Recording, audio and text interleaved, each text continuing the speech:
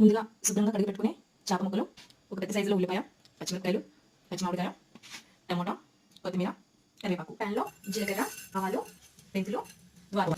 ఇప్పుడైతే దీన్ని మనం మిక్సీ ఆడుకొని పక్కన పెట్టుకోవాలి. పౌడర్ చూడండి, ఇలా అయితే గ్రైండ్ చేసుకోవాలి మెత్తగా. ఇప్పుడు మనం ప్యాన్లో ఆయిల్ వేసుకొని, ఇప్పుడు ఆయిల్ వీటెట్టింది. ఇప్పుడు ఆవాలు వేసుకుందాం. ఆనియన్స్, పచ్చిమిరపకాయలు, మనం టమాటా వేసుకుందాము.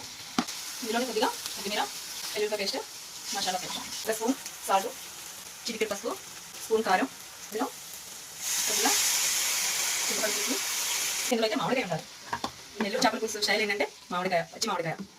ఇప్పుడు మనం పోసి పెట్టుకున్న మామిడి ముక్కలు వేసుకుందాం. చేపల పులుసు దగ్గర పడింది. ఇందులో చేప ముక్కలు వేసుకుందాం.